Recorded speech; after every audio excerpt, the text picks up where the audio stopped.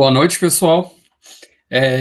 Neste semestre, a gente está começando um novo percurso, em 2025 agora, e esse percurso será Filosofia Reformacional, o meio intelectual neocalvinista. A gente vai estudar o surgimento, o desenvolvimento e os principais conceitos dessa tradição, passando por autores como Kuyper, o Bavinck e o Doivert, com foco especial no Doivert, porque especialmente a filosofia reformacional foi mais desenvolvida por este último.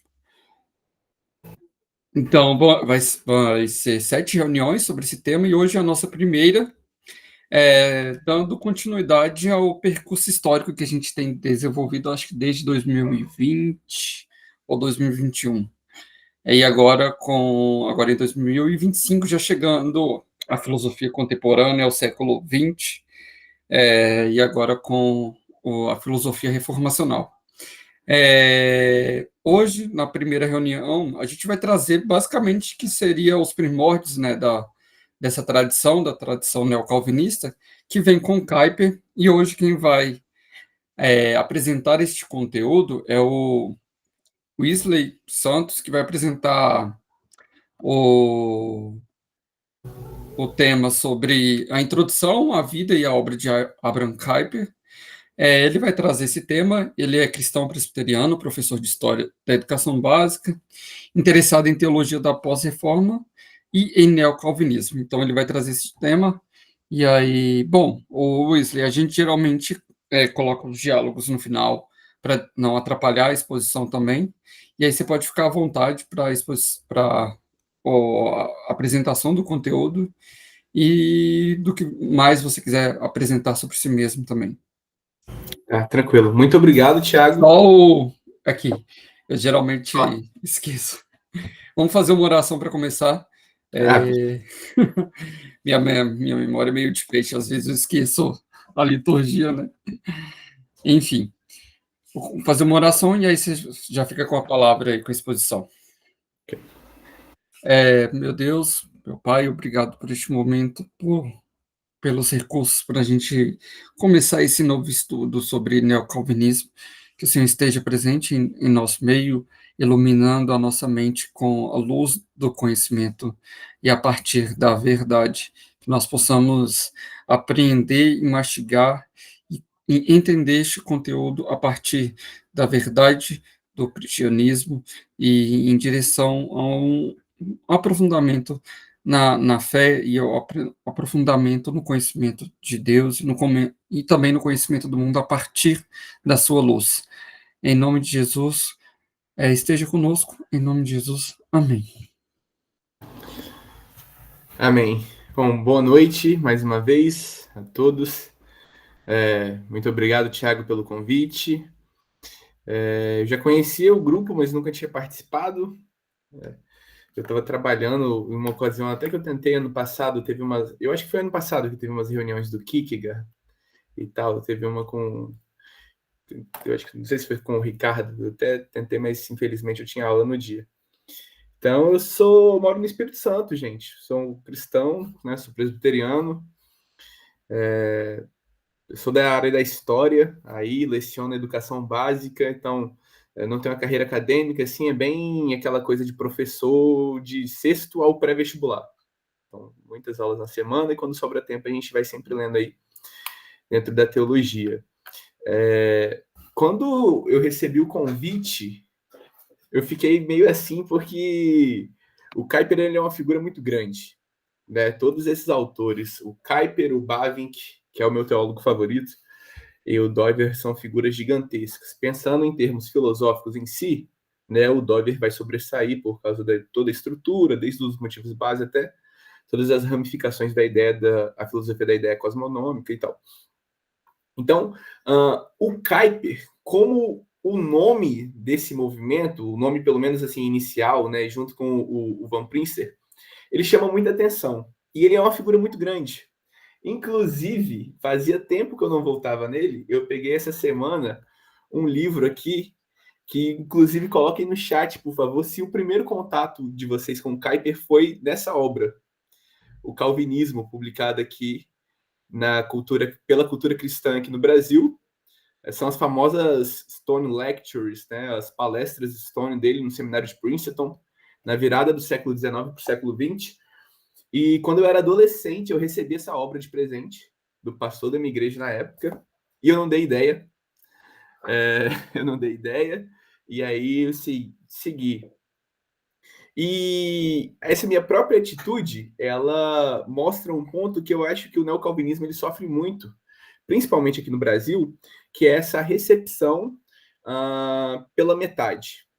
Então, o Kuyper, ele é um excelente exemplo de um autor que é muito falado, muito citado e pouco lido. Pode passar já para o primeiro ponto, o Thiago, para eu já emendar depois nas características. Aí pode passar mais uma, por favor. E aí os slides são bem simples, tá, gente? Só para a gente guiar e coloquei algumas citações relevantes para ajudar. Mas o ponto que eu estava falando com vocês, essa questão da recepção, então já tem a dificuldade de um autor holandês, né? Aquela obra, deixei separado aqui, O Calvinismo para uma Era Secular, que foi publicado pela Ultimato no final de 2023, né, que é uma releitura dessas palestras Stone. Tem um capítulo do professor George Herring, que ele é da Universidade de Utrecht, que ele trata justamente sobre isso. A dificuldade da tradução do Kuyper para a língua inglesa desde lá do início. E quem estuda, né, seja tradição filosófica, tradição teológica, qualquer tipo de tradição, né, um pensamento específico, sabe que isso é muito importante. O Tiago aí, como pesquisador, eu não sou pesquisador de Kierkegaard, eu sou um leitor, eu falo de Kierkegaard, né? O Tiago aí, que está na pesquisa, sabe o Kierkegaard é um autor que sofre muito com isso. Né? As pessoas pegam, citam muito, mas tem pouco contato, de fato, com a obra. Então, o Kuyper, ele é uma figura conhecida aqui no Brasil, que, publicado principalmente, né, conhecido através dessa publicação, perdão, e é uma obra que vai resumir os pensamentos dele sobre o calvinismo em si, como um sistema de vida. Vocês vão reparar que eu nem vou dar ênfase aqui, porque eu vou tentar literalmente fazer uma introdução à vida do Kuyper. Quem que é esse sujeito que se tornou essa figura tão proeminente? O B.B. Warfield, teólogo da Old Princeton, né, tão famoso na teologia presbiteriana americana, ele falava que o século XIX tem 3 teólogos. Charles Hodge, dessa transição do século XVIII para o XIX, eu não lembro agora a pronúncia, se é o Ball, Edmund Ball, e o Abraham Kuyper. Então é uma figura muito grande, não apenas para a gente, desde a da sua época, mesmo com todas essas dificuldades.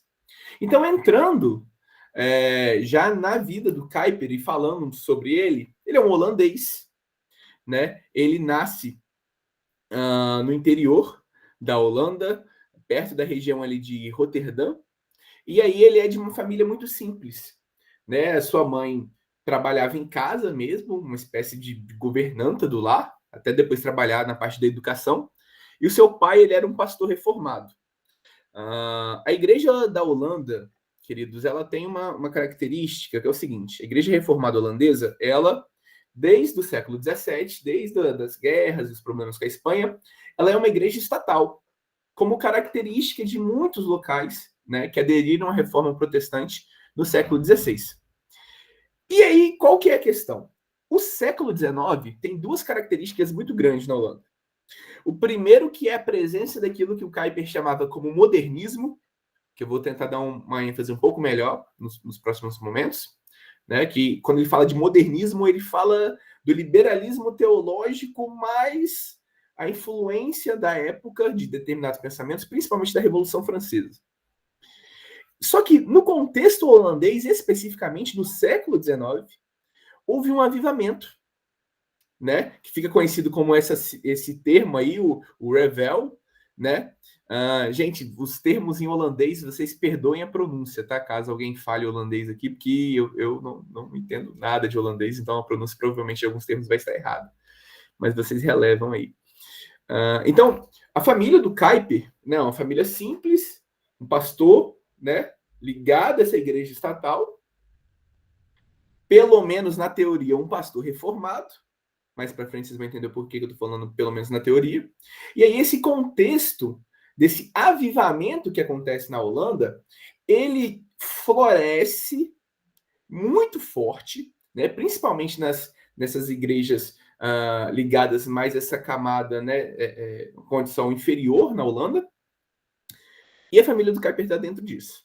Então, o contexto religioso holandês é o seguinte: parte muito influenciado pela teologia liberal, e outra parte era um lado que sentia-se muito e cria pouco, como o próprio Kuyper falava, né? Então, essa emoção ela não era bem vinculada à ortodoxia. Então, por exemplo, para os teólogos liberais da época, inclusive o Schouten, que é um grande, né, uma grande influência na Universidade de Leiden, principalmente sobre a vida do Kuyper, eles têm, né, as questões, né, heterodoxas, mas eles ficaram com o cristianismo principalmente na parte de comportamento e ética, que é uma prática muito comum ao liberalismo do século XIX. Então, esse contexto holandês no qual o Kuyper é inserido e ele cresce, ele é marcado por esses dois pontos.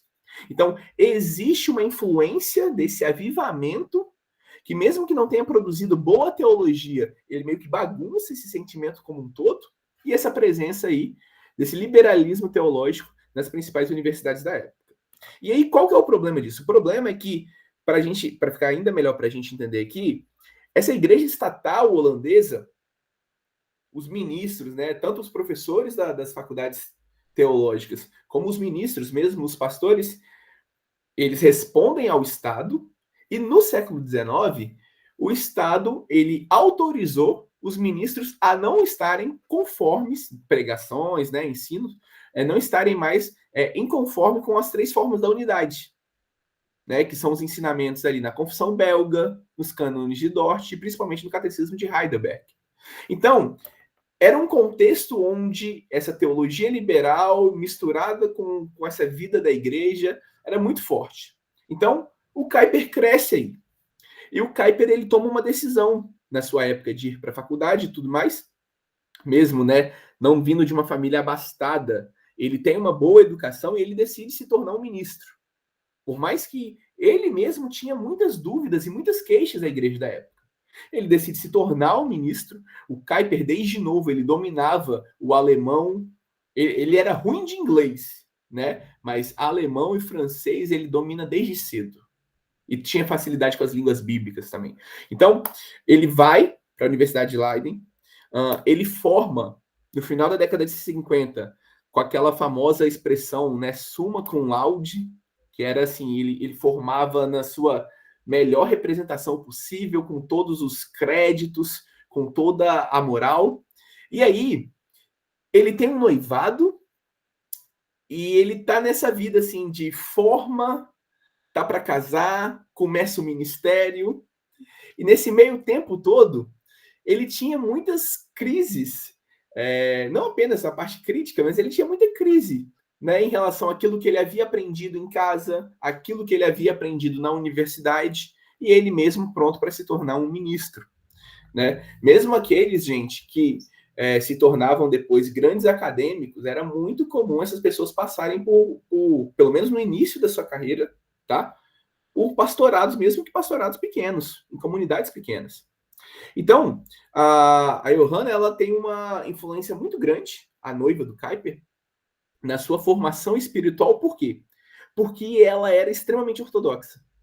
Então, o James Bratt relata, que ele é um biógrafo muito importante, professor no Calvin Seminary, ele relata que nas conversas que eles tinham, o Kuyper ficava tentando desconverter, entre aspas, a Johanna o tempo todo.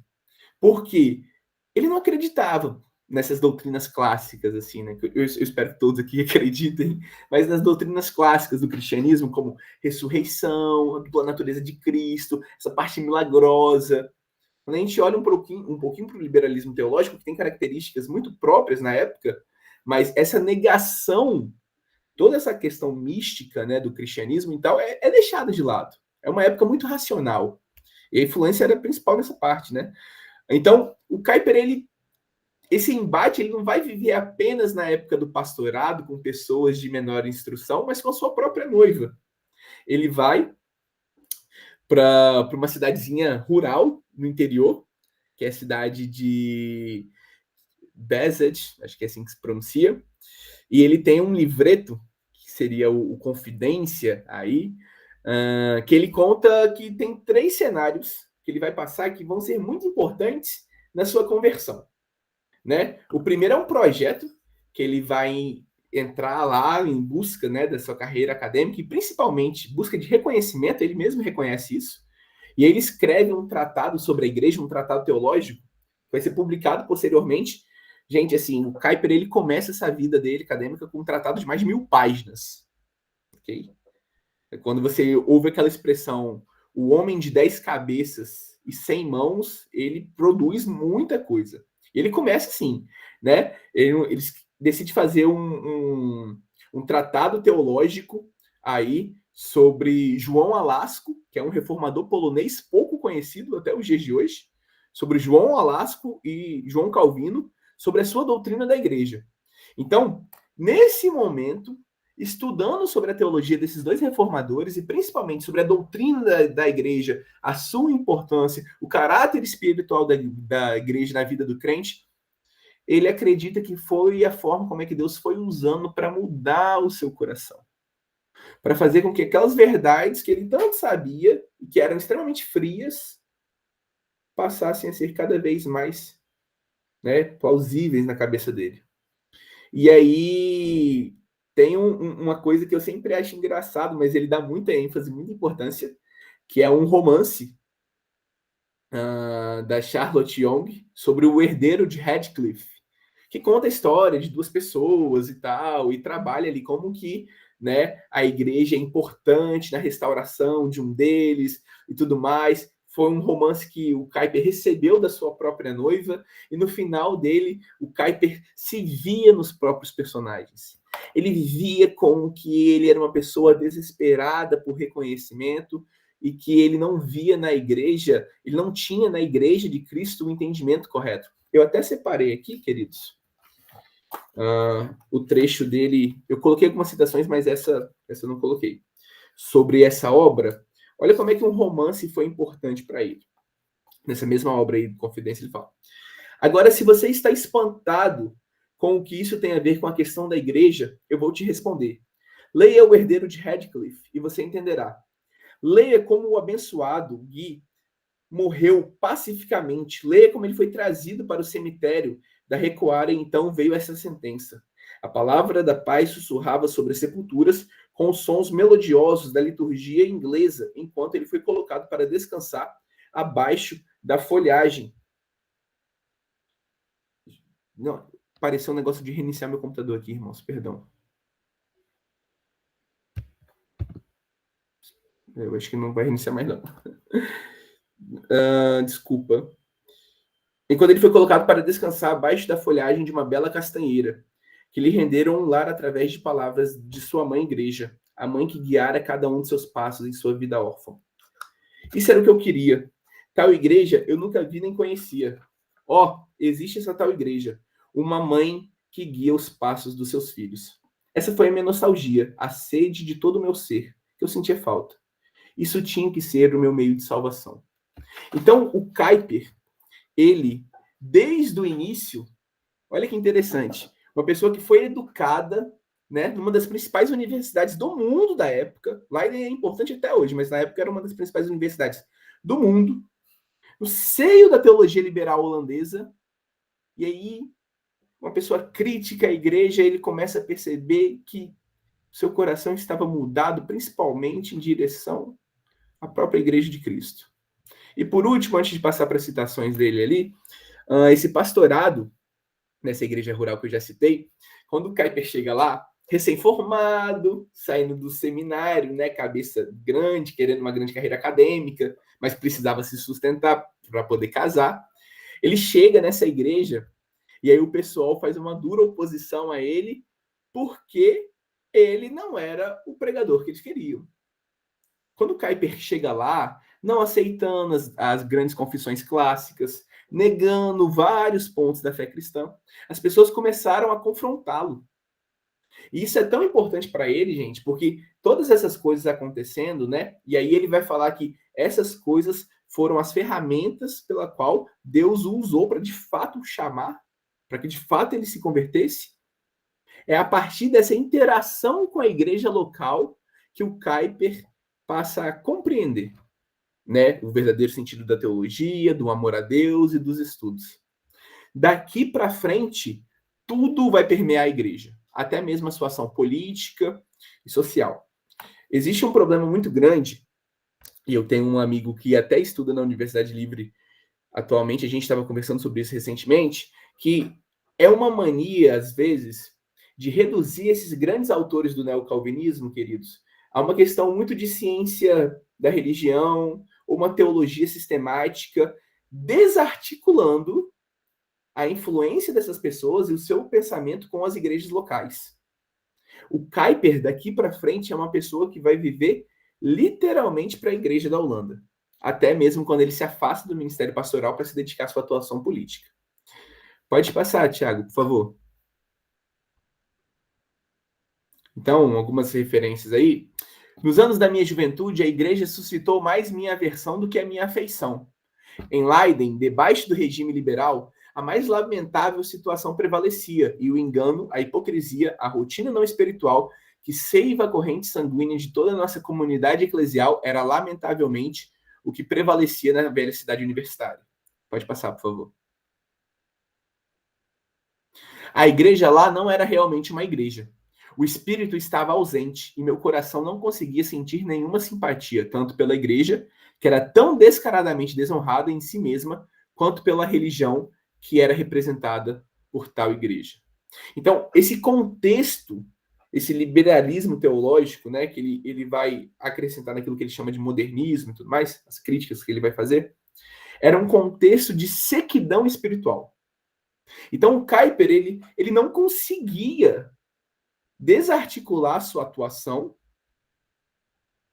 daquilo que ele cria, no sentido de alguns fazem isso, né? É uma característica muito grande, o que a gente chama de, ele vai usar esse termo, né? Esse cinismo teológico, que alguns, não contentes em não crerem, não estarem submissos às confissões clássicas, eles atuavam dentro do seio da igreja. Então, a igreja, para muitos deles, se tornou um cabide de emprego. Por exemplo, o pai do Kuyper, ele era um ministro, né, longe de ser um ministro liberal, acadêmico e tudo mais, mas ele era um cara que ele era preocupado com as regras e os costumes cristãos tradicionais. Agora, ele não se importava tanto com a ortodoxia e com as confissões clássicas, de ter uma crença correta. Então, o Kuyper, quando ele passa por esse processo de conversão, essa é a grande crise da vida dele. Porque ele precisa trazer essa doutrina correta para uma vida saudável da igreja. Porque essas duas coisas, elas precisam caminhar juntas. Pode passar, querido. E aí, mais uma citação. O vínculo entre eles, essa igreja rural, e Kuyper foi uma fonte de fortalecimento e encorajamentos, faltou aí, mútuos, e assim permaneceu no decorrer de sua longa carreira de pregador, professor e líder nacional. Ele estava disposto a aprender de pessoas incultas que possuíam uma convicção oriunda das escrituras e da sabedoria proveniente da vida. Elas lhe ofereceram mais que os doutos teólogos da universidade. Então, essa experiência, que foi uma experiência curta, menos de 5 anos nessa igreja aí, um pastorado efetivo de 3 anos que ele vai passar lá, vai marcar o Kuyper pelo resto da sua vida. Pelo resto da sua vida. Tá? Pode passar, meu brother, por favor. Esse termo aí, pode passar para os próximos tópicos, né? O reformador pós-iluminista do cristianismo é o Guilherme de Carvalho que usa, e desde quando eu vi o Guilherme de Carvalho chamando o Kuyper assim, isso ficou na minha cabeça. Acho que faz sentido, né? Não dá para falar que ele é um reformador, né? Igual os caras do século XV e XVI, do século XVI principalmente, mas certamente ele tem essa importância. Então, quando o Kuyper, né, está nessa a sua atuação como um ministro, tudo mais, ele sai dessa igreja rural e ele vai para Utrecht, né? Até hoje é uma cidade muito importante para o calvinismo holandês. Tem um seminário teológico lá muito importante, né? É a Universidade Teológica de Utrecht. E aí, quando ele está lá, o James Brett fala que Utrecht era a Jerusalém do movimento reformado holandês. Ela era a sede, a capital. Então, o Kuyper estar lá era muito importante. Se Amsterdã era o grande centro ali, está em Utrecht era principalmente essa ala conservadora da teologia reformada. Então você pode até pensar, ok, agora ele está pronto, ele está satisfeito, porque se a crise dele era em relação a esse modernismo, essa influência desse liberalismo teológico, agora ele estava num local teologicamente conservador.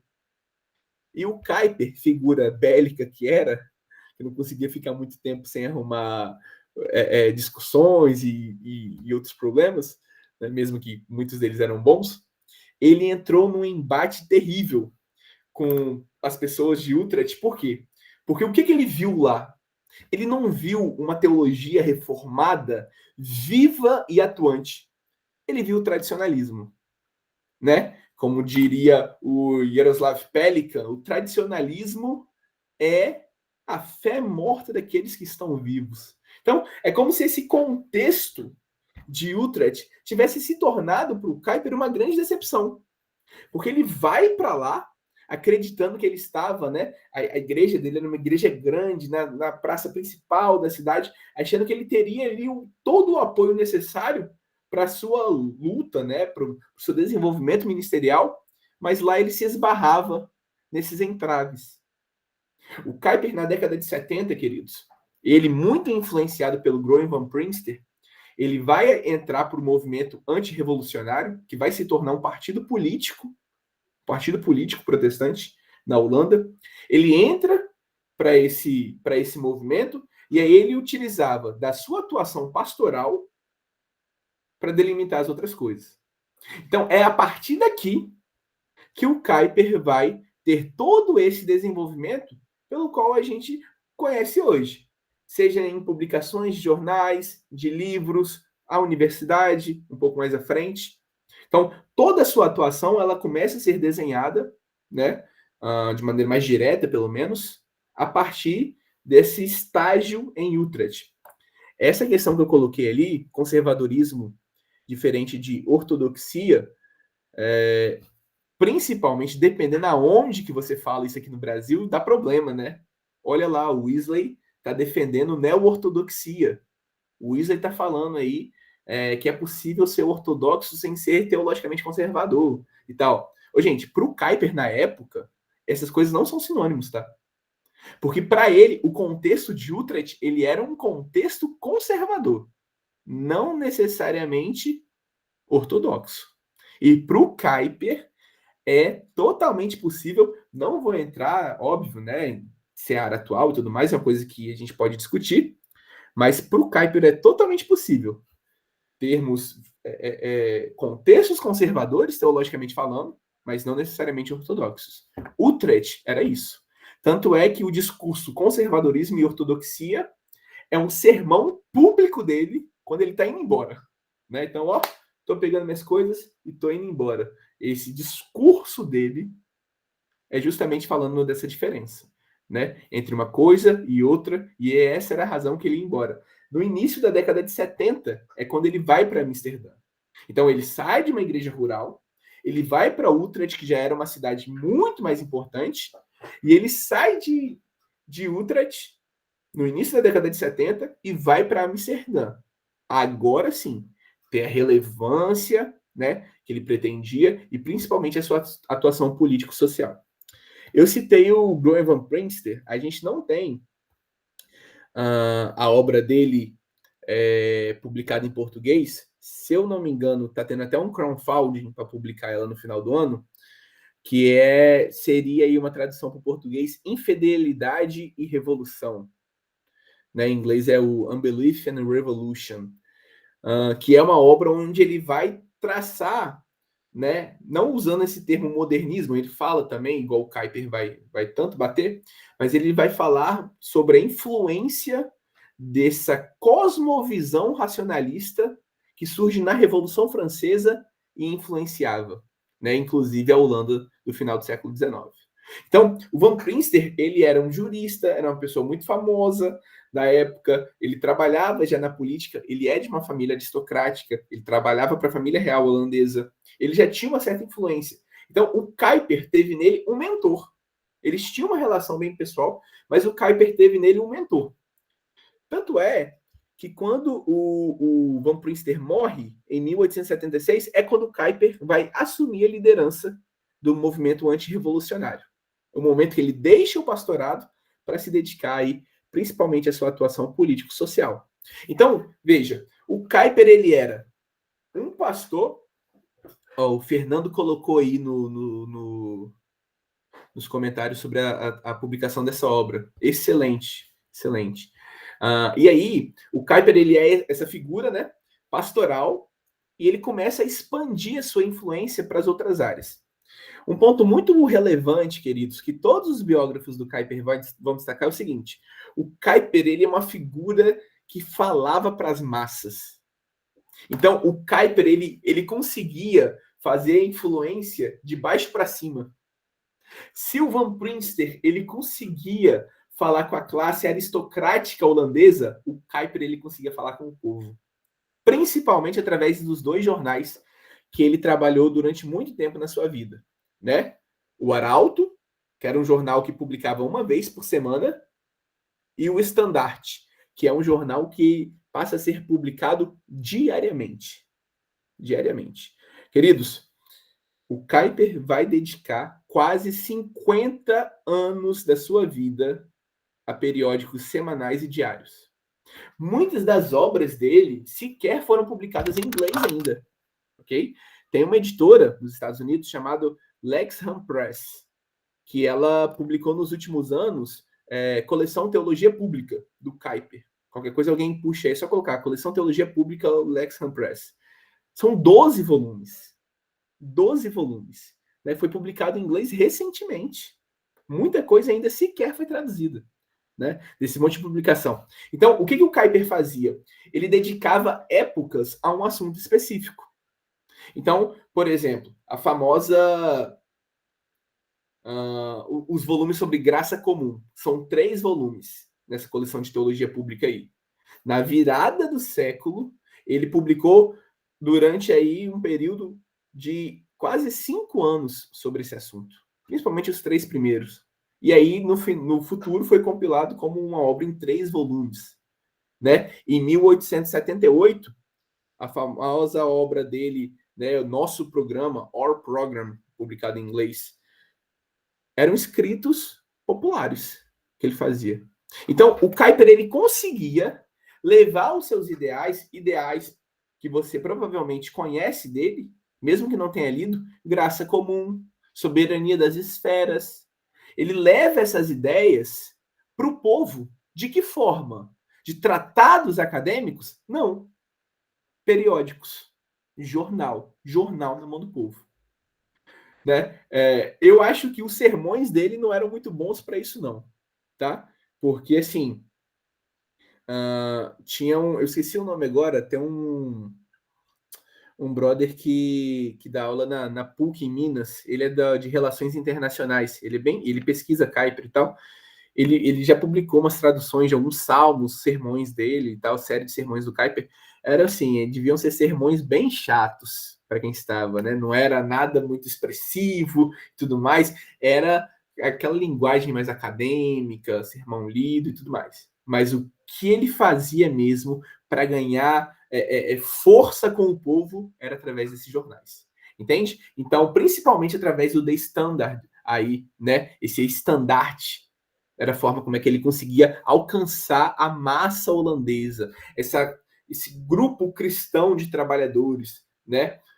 Essa gente aí tem um termo para isso em holandês, que eu não vou saber, mas é tipo gente baixa, tipo uma camada mais pobre, né? O lema do estandarte era uma igreja livre, uma escola livre em uma Holanda livre, O Escola Livre ali, o livre com L maiúsculo, não é à toa. Vocês vão ver que isso é muito caro ao Kuiper, muito caro mesmo.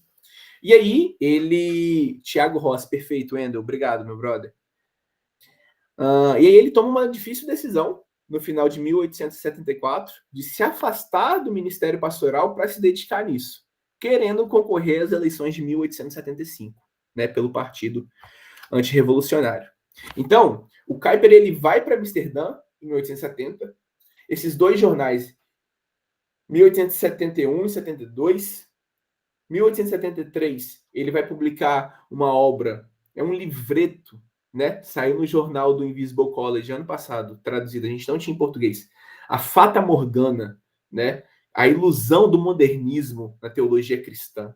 Então, ele era um cara que publicava, gente, assim, de maneira bruta demais. Tem um site, não sei se é newcalvinism.org, alguma coisa tipo Novo Calvinismo, a gente pode mandar aí depois, alguém pesquisa, que tem bibliografia do Kuiper, do Bavinck e do Doiver. Para quem quer conhecer mais, tem muita coisa lá.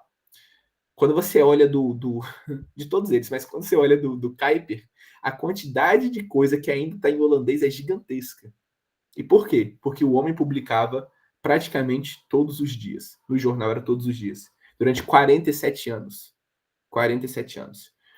Meu brother, se você colocar aí, Samuel, se você colocar neocalvinismo assim, em inglês, .org ou .com, já deve aparecer. Qualquer coisa, quando eu terminar a fala aqui, eu coloco no grupo, no chat. Pode passar aí, Thiago, por favor. E uma citação, né? Esse James McGoldrick, aí, professor no seminário de Westminster, no famoso seminário de Westminster, nos Estados Unidos. Bom, ele acreditava que apenas uma igreja livre do controle estatal poderia reformar a si mesma e assim recuperar suas antigas características. Nesse tempo, 1873, ele estava ainda otimista com o sucesso de sua empreitada de reformar a Igreja Reformada da Holanda. Em Amsterdã, ele reuniu os líderes da igreja para combater as tendências liberais da Igreja Nacional e foi capaz de colocar crentes ortodoxos em lugares de influência. Então, o Kuiper ele realmente acreditava que através do seu ministério ele ia reformar a Igreja da Holanda. De novo, a igreja era a principal preocupação dele, porque todos os outros pontos circulam isso. Pode passar, brother. Por favor. Em vez de terem edições semanais, o novo jornal da Standard tinha tiragem diária. Como editor-chefe de ambas as publicações, Kuiper escreveu editoriais durante 47 anos ininterruptos, 1872 a 1919. Ele morre em 1920. Então, o cara publicou até quase o ano da morte dele. Rapidamente, ele alcançou um público nacional, ganhando fama de ser o principal órgão da difusão da ortodoxia reformada. Então, o Kuiper ele usa esses periódicos, ele usava as ferramentas, né, que tinha na mão para conseguir mesmo ir alcançando cada vez mais as massas. Gente, essa obra, O Problema da Pobreza, que é um grande discurso do Kuiper no Congresso Social Cristão holandês, ele conta com uma introdução do Pedro Dutti, que é uma introdução de umas 70 páginas. Todas as informações assim que eu estou comentando, talvez uma ou outra não tenha, mas você consegue um bom geralzão sobre a vida do Kuiper, tá? Através do livreto. E geralmente esse livro está barato, publicado pela Thomas Nelson e tal. Pode passar, brother. Então, pensando nos pontos principais aqui do Kuiper, já falei um bocado aí também, esfera de soberania, Universidade Livre de Amsterdã e a teologia da graça comum. Pode passar, Thiago. Quando o Van Prinster morre, em 1876, o Kuiper ele se torna o líder, né, como eu já comentei. E o Kuiper ele tem um episódio, gente, que ele foi para os Alpes suíços na época e tudo mais. É bem provável que hoje a gente diria que foi um caso de burnout, ok? Ele tem o primeiro, quando ele estava escrevendo aquelas obras depois da publicação, né, da doutrina da Igreja de João Calvino e do João Olasco, nessa época aqui, e depois mais para o fim da vida dele, depois dele ter sido o primeiro-ministro holandês e tudo mais. uma pessoa que publicava todo dia, né, apenas em um jornal, todos os dias, por 47 anos, não tinha como. Por isso que eles realmente falavam, né, que era um homem de 10 cabeças e 100 braços. Mas vamos lá. Como eu já comentei, né, o nosso programa 1878 através dos periódicos. Então não tinha como não alcançar o povo. Perceba a estratégia dele. Não tinha como não alcançar, né? As obras depois dele elas passam primeiro, né? Trechos pequenos e tudo mais. Inclusive, queridos, eu realmente não sei. Deixa eu procurar ela aqui. Eu estava folheando mais cedo. Eu não sei se essa obra aqui, a obra do Espírito Santo, publicada pela Cultura Cristã também, é uma obra de pneumatologia, para quem gosta, tá? Não sei se tem algum irmão pentecostal aqui. O Kuyper falando do Espírito Santo é algo muito bonito. Mas são capítulos extremamente pequenos. Extremamente pequenos. Então eu abri aqui, ó, sem querer. Então, Inocente e Sem Pecado, página 118. Vai até a página 121. Na 122 já é outro. O Espírito Santo no mistério da encarnação. Então, são vários capítulos, todos pequenos, em 3 grandes sessões, uma obra de 600 páginas, como se fosse uma teologia sistemática aí da atuação do Espírito Santo. Por que eu estou falando isso? Porque não tem escrito no prefácio nem nada, eu olhei para trazer essa informação para os irmãos, não tem, mas é bem provável que isso também tenha saído desses periódicos dele. Entende? Então era uma pessoa que publicava e publicava e publicava muito. Na vida do Kuyper, gente, não tem como diferenciar o Kuyper político, do Kuyper pastor, do teólogo. Isso é uma besteira, tá? Na verdade, até a questão, né, do Cristo como Senhor de toda a realidade, eu acho que para ele aí seria a grande resposta para isso. Mas aí, continuando, né, ele vai defender ativamente essa separação entre igreja e Estado. No nosso programa, que seria esse guia aí político de 1878, é um dos grandes pontos dele, e é a partir daí que vai surgir essa ideia de soberania das esferas, ok?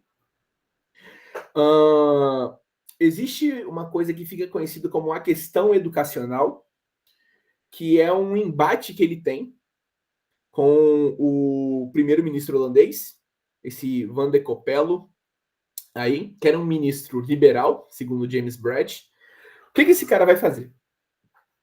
Ele vai aproveitar as brechas que tinha na Constituição da época para tirar o incentivo que o governo holandês dava para que as famílias se matriculassem seus filhos em colégios confessionais. Então, como é que funciona na Holanda? Como é que funcionava, né? E eu vou contar para vocês o que o Kuyper quis trazer. Eu acho que talvez essa seja uma das melhores ideias dele para a sociedade até hoje. O interessante é que até hoje lá é assim. O que o Kuyper fez? Ele não aceitou essa coisa do governo retirar os auxílios das famílias. Porque para ele é o seguinte: existe a escola estatal, existe a escola católica, existe a escola reformada, existem vários tipos de escolas com padrões confessionais distintos. Então, existia uma política de um incentivo do governo para as famílias, para que as famílias conseguissem matricular os seus filhos nesses colégios. E sem esse incentivo do governo, nem as famílias conseguiriam, nem os colégios conseguiriam, né, se sustentar. E aí esse ministro tira isso. Na época, irmãos, o Kuyper ele consegue assim fazer acordo com o Partido Católico. Tem um outro partido que se chama União Cristã. Ele reúne todo mundo, né? Mais de 400 mil assinaturas, leva para o rei, faz a petição e não ganha. Ele perde mesmo assim, né? Então, ó, o Pablo postou alguma coisa aí sobre a questão da obra do Espírito Santo. Não sei. Depois eu leio. E aí, o Kuyper, irmãos, ele perde essa batalha sobre essa questão da educação e tudo mais, mas isso se torna o grande ponto da vida dele. Porque se ele queria livrar, sabe, a igreja, a educação teológica dessa influência política, dessa influência estatal, para ele fazer a mesma coisa com as escolas era uma coisa muito importante. Muito importante. E aí tem um ponto legal, que é o seguinte, a Holanda aprova isso que o Kuyper tentou na década de 70, em 1917. Em 1917. E aí o Kuyper, 3 anos antes da sua morte, ele viu isso acontecer, um dos grandes projetos da vida dele. Queridos, na Holanda, até hoje é assim. Até hoje. Né? Olha como é que é uma influência social grande. Pode soar estranho para nós, protestantes, católicos, cristãos de uma forma geral. Mas essa política que foi instituída por causa do Kuyper, ela serve até para o subsídio de escolas islâmicas na Holanda. Porque essa ideia de o Estado oferecer subsídios permanece até hoje. Então, qual que é a ideia? Se eu pago os meus impostos, se eu colaboro com o Estado tem que me dar condições para que eu consiga oferecer a educação que eu acho adequada para os meus filhos. Não era um homeschooling, entende? Não é. Vamos ter cuidado com, né, interpretações anacronistas aqui e tal. Qualquer treta da nossa época querendo colocar na época dele lá. Mas é uma luta realmente por uma educação, como ele mesmo chamava, uma educação livre. Então, para ele, se uma família católica tinha o desejo de matricular o seu filho, não era laico, não. Confessional não diria também. Ele era um estado que tinha uma religião específica. Né? O confessional que você colocou aí, querido, se for um sentido estrito das confissões clássicas e tudo mais, então, não é um estado cristão. E por cristão aí, né, tinha os grandes problemas da época. Para o Kuyper, inclusive, esse era o problema. Ok? O Estado falava que era cristão. O Estado falava que era cristão. Mas o que era ensinado era doutrina secularista. Então, para ele, isso era um problema. Isso não era uma escola livre. E é justamente esse contexto todo, essa derrota que ele teve na época, que o fez pensar aí na criação da Universidade Livre de Amsterdã. Né? Ele cria a Associação de Educação Superior de Princípios Reformados, em 1878, porque, perceba, ele não tem apoio do Estado para lutar contra o Estado nessa parte educacional. É uma batalha que ele perdeu. Então, ele cria uma associação, onde você poderia financiar essa atuação reformada. Então é como se fosse um sistema mesmo, gente, tá me fugindo o termo agora, mas de doações. Doações é uma boa palavra. Doações, né? Até hoje, o Pedro Dutti fala nessa introdução que lá na Universidade Livre tem como se fosse um cofrinho com a cara do Kuyper para fazer lembrança a esse financiamento, né? Como isso funcionava no início da universidade. Né? O meu amigo que estuda lá até trouxe uma bolsinha para mim e tal. Então, assim, até hoje eles têm esse espírito. Porque, por exemplo, só comentando para vocês, a Universidade Livre de Amsterdã, queridos, quando ela começa a funcionar, ela é boicotada pelo Estado. O Estado não aceitava. Como que os ministros, né, eram funcionários do Estado, como se fosse o bacharel de teologia deles, não era aceito. Não era aceito. Ele teve que lutar muito para conseguir. E como que essas pessoas eram incentivadas a ir para lá? Qual que era o incentivo? Bolsa. Gerhardus Voss mesmo, em 1886, um importante teólogo bíblico de, né, descendência holandesa e tudo mais, o Voss não aceitou ele dar aula lá. O Kuyper chamou, ele monta uma equipe, né, vai ter o Bavinck, vai ter muita gente importante, ele faz o convite no início da universidade para o Gerhardus Voss ir para lá e ele não vai. Né? Então, assim, o início ele é complexo, ele é difícil, né? Hoje você coloca na internet a Universidade Livre de Amsterdã, ela é linda. Todo calvinista, né, que gosta do neocalvinismo aí, sonha em pelo menos dar um pulo lá, ver como é que é hoje. É universidade. O Kuyper, queridos, ele não queria... Saiu a apresentação, hein, Thiago? O Kuyper, ele não queria criar um seminário. Entende? O ponto dele era uma universidade que glorificasse a Deus e que fosse, de fato, livre. E aí, para a gente encerrar, 3 citações aí. De um livro que eu gosto demais, né, o Visões e Ilusões Políticas, do Coises. Talvez as implicações mais importantes dessa doutrina sejam a soberania das esferas, no caso, é o que ele está falando. A soberania derradeira pertence somente a Deus. Toda soberania terrena é subsidiária da soberania de Deus.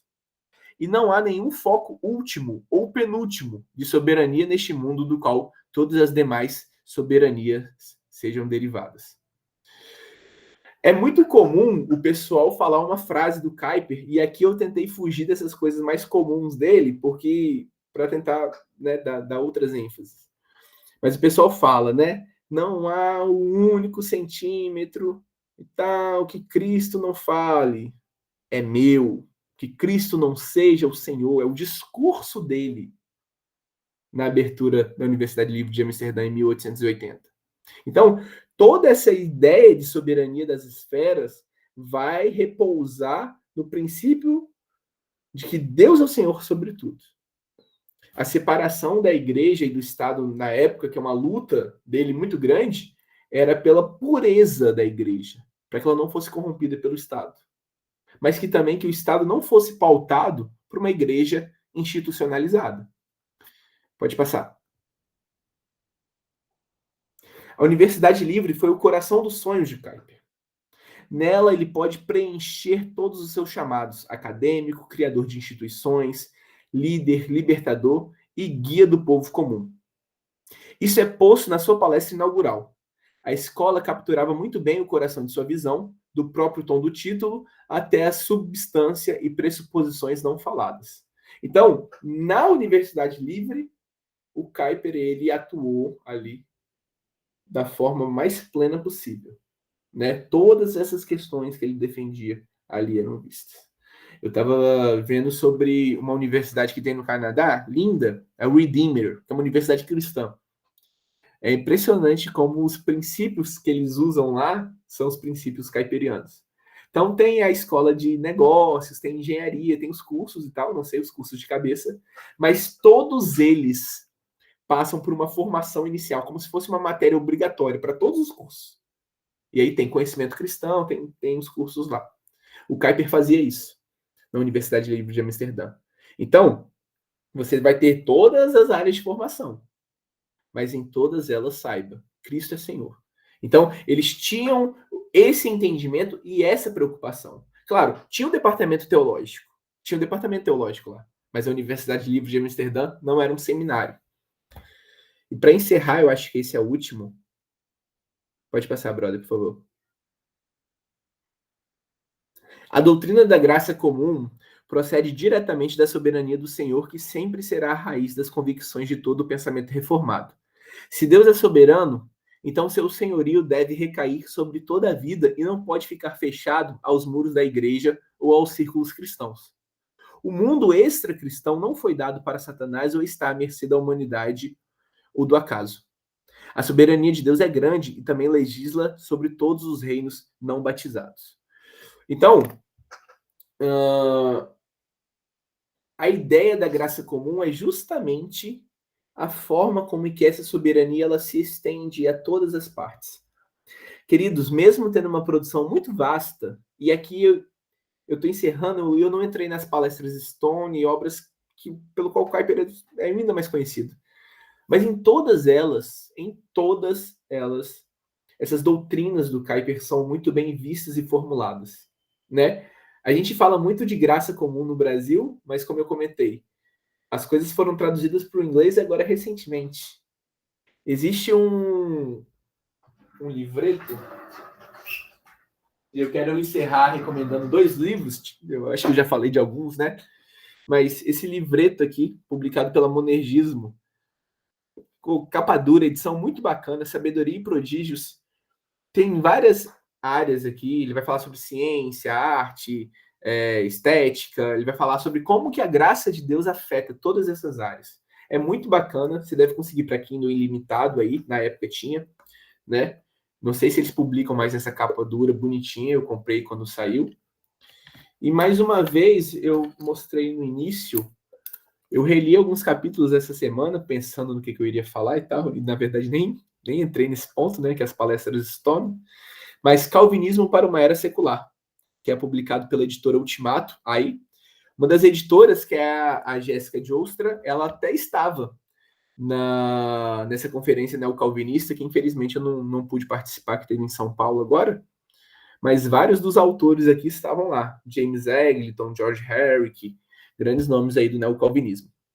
Então, assim, queridos, encerrando, eu tentei dar uma ênfase, né, nessa história do Kuyper, mostrando, né, essa característica dele enquanto pregador, enquanto, entre aspas, né, ativista aí, cristão, político, e tem muito o que fazer, tem muito o que ler, né? É uma pequena brincadeira, encerrar, tá bom? Então, é isso.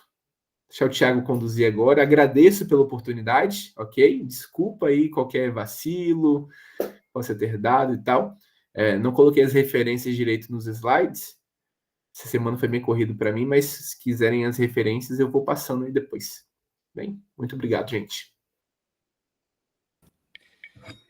Obrigado pela exposição, Wesley. Excelente exposição. E eu agora já abro o espaço aqui para comentários, para perguntas e, enfim, para a gente conversar. E aí, só aproveitando para se apresenta e fale o lugar que você é, já que tem gente de diversos lugares aqui no grupo.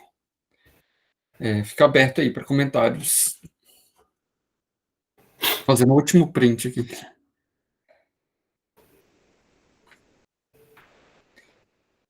Deixa eu cancelar a apresentação. Boa noite, pessoal. O meu nome é Jeremias, sou de Curitiba.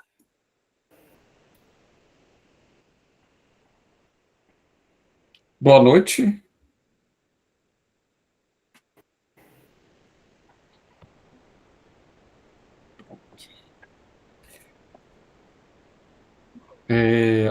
Felipe Arantes, pode falar? Boa noite a todos aí. Deus abençoe todos primeiramente. Queria parabenizar o Wesley pela palestra que ele deu aqui para a gente. Foi muito proveitoso para mim. Esclareceu muitos pontos acerca daquilo que eu tinha no pensamento acerca da política holandesa em relação a Kuyper. E nesse mesmo sentido, Wesley, eu queria te perguntar o seguinte: é muito diferente a perspectiva da política e do Estado holandês na época do Kuyper para a política e o Estado que a gente tem aqui no Brasil hoje, né? E como cristãos, a gente fica sendo esmagado por uma polarização e numa insistência de uma própria polarização pelos políticos aqui no Brasil, e a igreja entende a política como um problema moral e ético, né? Eu queria que você falasse um pouquinho sobre essa perspectiva neocalvinista em relação à política e ao Estado, e como é que a gente, como cristão, sendo adeptos dessa filosofia reformacional, a gente pode tomar uma postura, porque a gente às vezes fica muito acuado, porque é um pensamento complexo e colocar ele em prática é muito complicado. Eu queria que você pudesse falar isso um pouquinho para a gente. A pergunta de $1 milhão. Vou começar fazendo a recomendação novamente. Pode? Nas famosas Stone Lectures, as palestras Stone, ele tem um capítulo sobre política. E nessa obra aqui, O Calvinismo para uma Era Secular, os autores eles comentam os assuntos das palestras. O Jonathan Chaplin é o autor do capítulo sobre política, e ele trata muito sobre isso, sobre como que o neocalvinismo pode nos ajudar a compreender fé, democracia e essas coisas. Tem um ponto, o Felipe, e aí eu não vou aqui... vou tentar me ater o máximo ao entendimento do Kuyper, ok? Porque eu acho que pensar política brasileira realmente é muito complexo, porque eu acho que essa polarização já está até embutida assim na gente. Mas tem um detalhe, cara, que chama muito a minha atenção na atuação dele lá. Quando eu falei da questão da educação, ele se uniu aos católicos. Lembra que eu falei isso? O Kuyper, ele não tinha medo da polarização. Porque para o Kuyper é o seguinte, a postura cristã é uma postura, né, a serviço de Jesus. Então, com quem ele podia fechar na época para lutar por alguma coisa, ele fazia. Exemplo, o Kuyper era a favor do sufrágio universal. Ele vive numa Holanda aristocrática.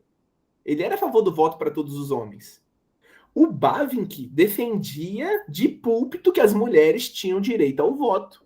E para quem sabe história aí, sabe que no final do século XIX, essas ideias estão começando a se tornar populares. Isso não acontecia na prática. Mulher só vai ter direito aqui ao voto no Brasil em 1934. Oficialmente é em 34 que elas vão ter direito ao voto.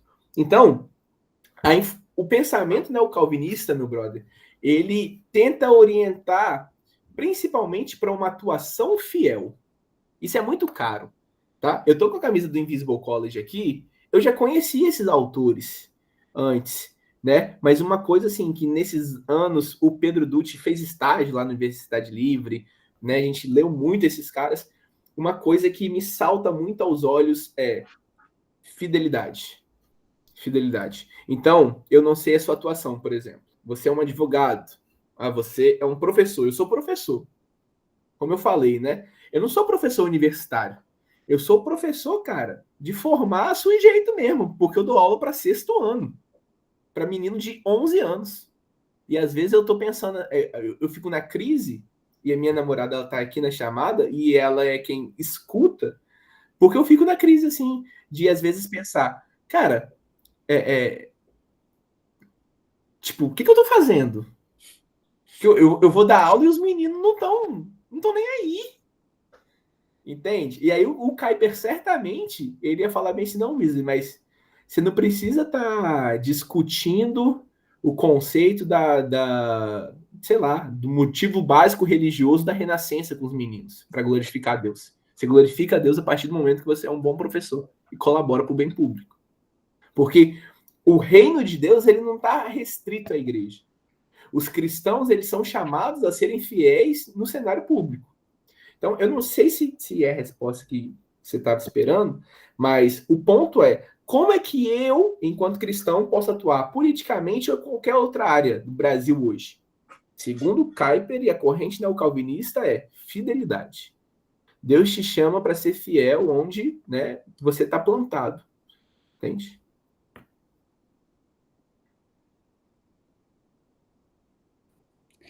Cara, muito bom. Eu fiquei pensando nessa questão da separação do Estado, da Igreja e do Estado. Eu acho que foi uma das grandes ideias aí que acho que começou no século XIX, né? Que eu acho que foi mais importante para o cristianismo, essa separação, porque assim no contexto eu estava estudando isso um pouco no contexto dinamarquês do Kierkegaard, só que é um pouco bem diferente, na verdade, porque tanto que se colocasse o neocalvinismo e Kierkegaard em comparação, haveria algumas grandes divergências, eu acho, em termos porque o neocalvinismo tem uma abordagem, vamos dizer, entre aspas, pró-política, no sentido de envolver, contemplar um papel na esfera política, talvez para o bem público, uma visão de bem público, de bem comum, mas está se aliando ao Kierkegaard nessa separação entre igreja e Estado. Isso aí eles estavam juntos. E eu acho que foi uma das grandes ideias, talvez, do século XIX, o quanto que a relação entre igreja e Estado contribuiu, assim, para, às vezes, destruir a igreja, né? Quanto mais a igreja estava misturando o seu papel com o papel público, mais ela se enfraquecia, né? Tem essa ideia de que é a, o Estado, a esfera política, quando a igreja está dentro dessa esfera, às vezes para tentar ampliar o seu papel, na verdade, ela que é enfraquecida nessa relação, né? E aí isso me saltou à mente na exposição.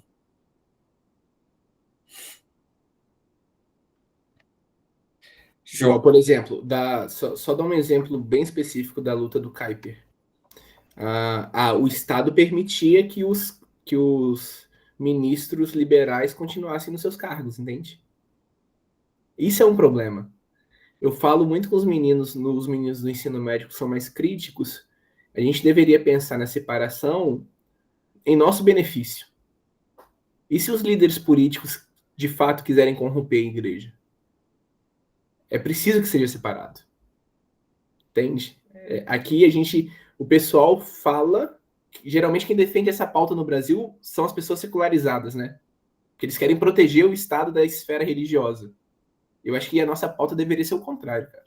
Proteger a igreja dessa influência secularista que pode, né, vir através da força política, força estatal.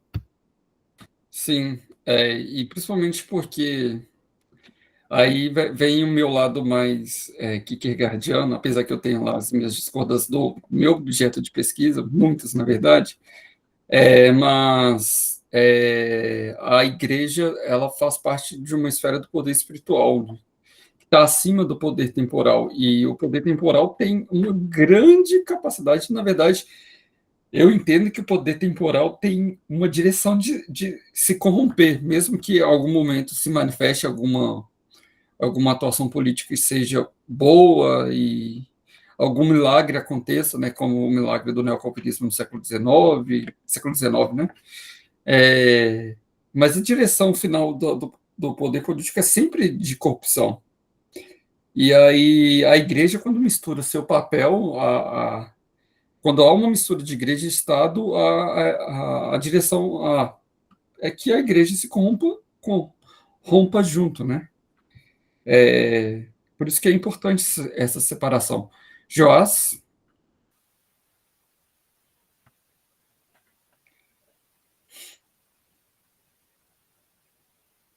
Joás Reis? Aí. Conseguindo me ouvir? Sim. Tá.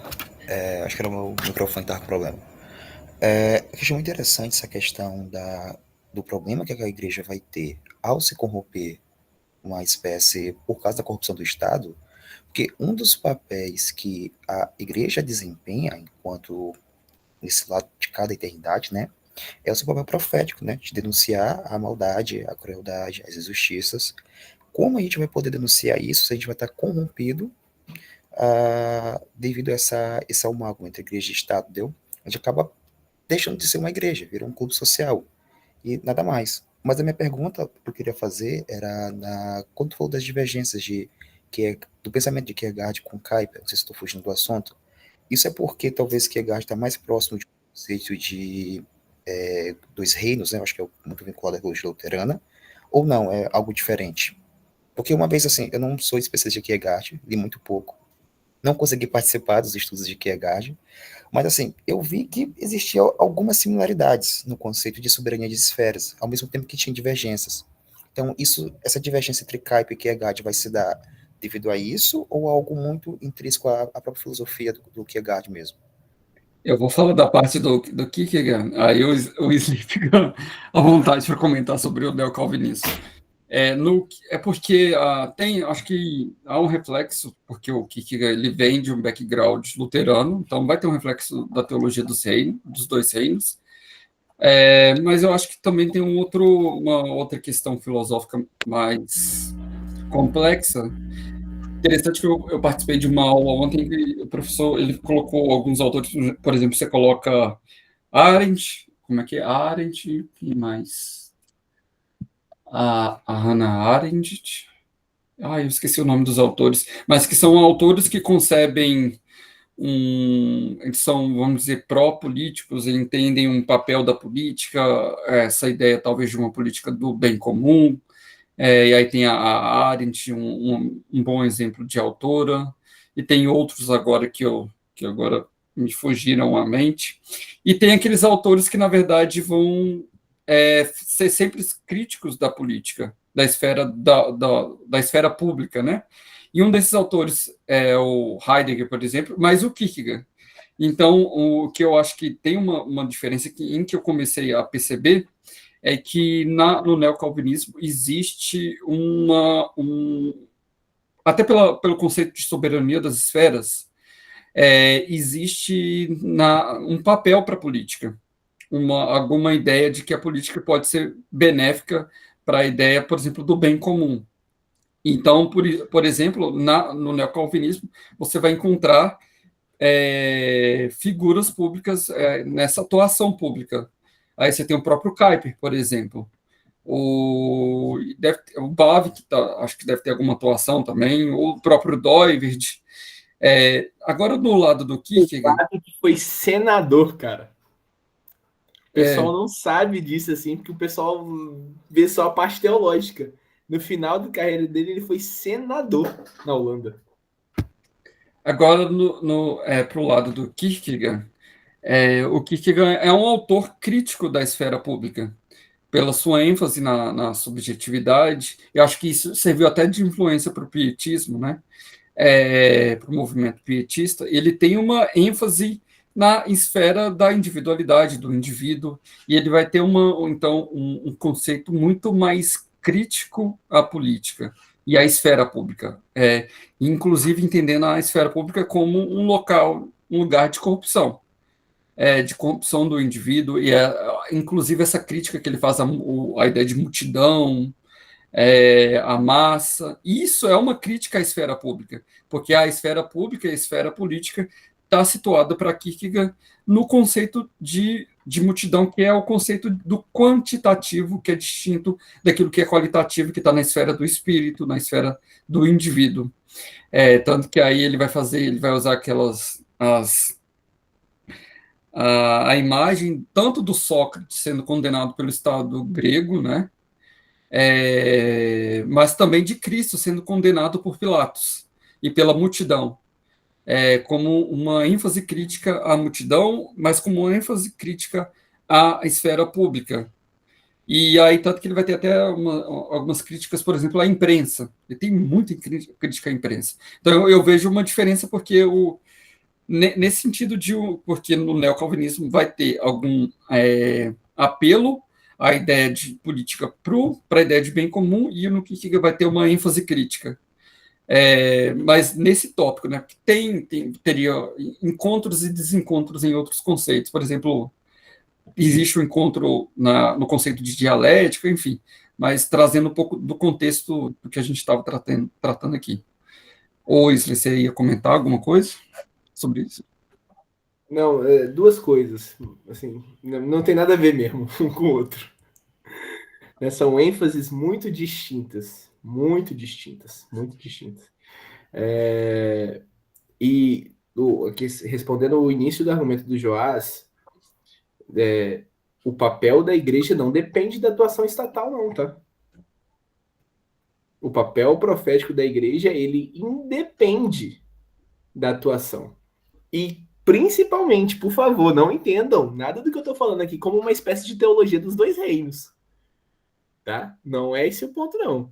O ponto para o neocalvinismo é justamente o contrário, é a atuação. Só que no neocalvinismo você não tem uma atuação da igreja no Estado. Você tem a igreja como baluarte da verdade, como corpo de Cristo na terra. Entende? Da qual os seus membros que compõem a sociedade vão levar, né, essa transformação e serem ministros dessa graça de Deus, que é o grande soberano. A teologia dos dois reinos, ela tem uma outra pegada. Tanto é que existem teólogos reformados hoje que defendem, teólogos reformados, não estou falando luterano, reformados que defendem a teologia dos dois reinos e são muito criticados, principalmente pelos reformados de linha holandesa, né? Inclusive, dentre os vivos, eu apanhei nos 3 anos de Visible College defendendo isso. Eu sou muito fã do Michael Orton, que é professor no seminário de Westminster, Califórnia. Eu sou muito fã. Eu fui formado pelo Michael Orton. Tem um monte de livro dele aqui em casa. O Michael Orton, cara, ele defende a teologia dos dois reinos.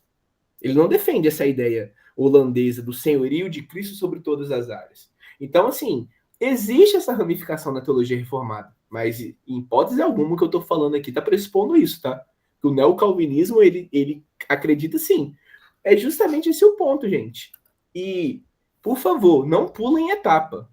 Se quiser conhecer o Kuyper, é muita coisa. Mas encara esse livreto aqui. O Calvinismo, que são as palestras Stone lá, ele vai falar Calvinismo e religião, Calvinismo e política, Calvinismo e cultura, Calvinismo e arte. Você lendo o Kuyper, é uma coisa assim, é uma influência direta de todas as áreas. Por quê? Porque Deus é Senhor sobre todas. Então, quando o pessoal afirma, né, aquela frase, não existe um único centímetro onde Cristo não diga, é meu e tal, é o entendimento ativo, né, o calvinista, de que Cristo é o Senhor sobre todas as áreas. Por isso, nós devemos estar lá. Por isso, tem que ter crente na arte, tem que ter crente na cultura, tem que ter crente no jornal, tem que ter tudo. Não a igreja, os crentes. Não, muito legal isso que você falou, porque umas coisas que eu estava até conversando hoje com o Mica pela manhã, que o calvinismo, teologia reformada, ela é uma hermenêutica, né? Uma cosmovisão, uma forma de eu ler toda a minha realidade. Então, a teologia reformada, ela vai perpassar pela forma de governo, como eu olho a política, como eu olho o Estado, como eu olho a economia, deu? Então, é muito legal essa discussão, porque a gente sai, às vezes, daquelas brigas de internet, de discussão de tulipe, e vai para uma aplicação prática do que é, de fato, ser conformado ao que a teologia reformada fala, né? Tá, como é que eu vivo a teologia reformada? Beleza. No caso, falando eu enquanto um reformado. Então, tá nessa praxis, né, de como eu olho a economia, como é que eu olho o Estado, como é que eu olho o governo, como é que eu olho a sociedade. Então, é muito legal isso que você está falando.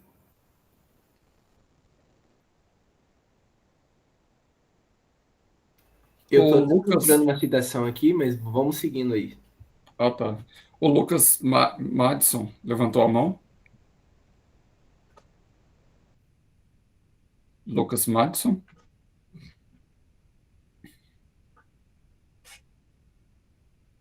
Tá aí.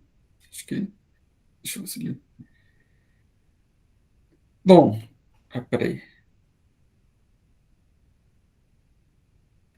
Acho que ninguém está ouvindo se ele estiver falando, porque eu acho que o microfone dele está aberto, mas ninguém está escutando, né? Também.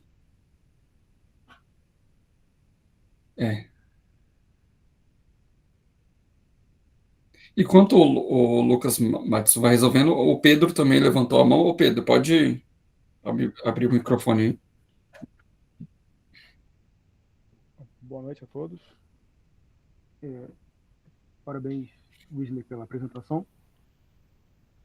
Você apresentou bem um resumo, que é um assunto que sempre é interessante começarmos a discutir alguma coisa, que é pensar naquela pessoa que vai apresentar um assunto, não só pensar no assunto deslocado da pessoa que fala a respeito dele ou que o apresenta para o mundo.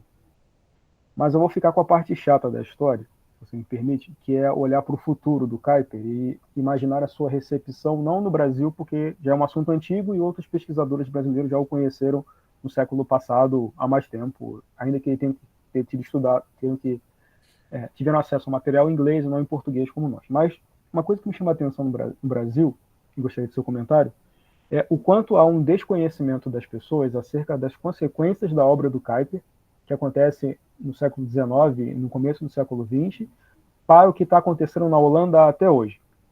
Porque muita coisa mudou. A mesma Universidade de Ouro, não sei se eu estou sendo muito crítico, mas ela sucumbiu ao mundo. E ela é uma universidade dentre todas.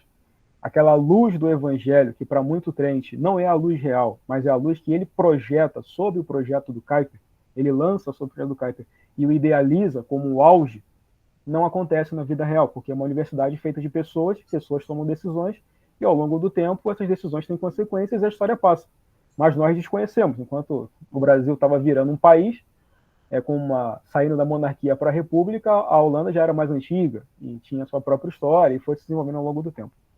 Então a minha dúvida eu vou dividir em duas partes. Como é que você observa o contraste entre o legado do Kuyper, descrito por aqueles que o viveram e tiveram acesso a ele, para a recepção dos brasileiros e das igrejas locais quando recebem esse material, e geralmente o material traduzido, já comentado e exaustivamente tratado? Por que o pano de fundo? Essa primeira parte. O brasileiro é movido por ideologias em geral. Ele quer alguma coisa que vai transformar o seu país de uma desgraça em um país decente.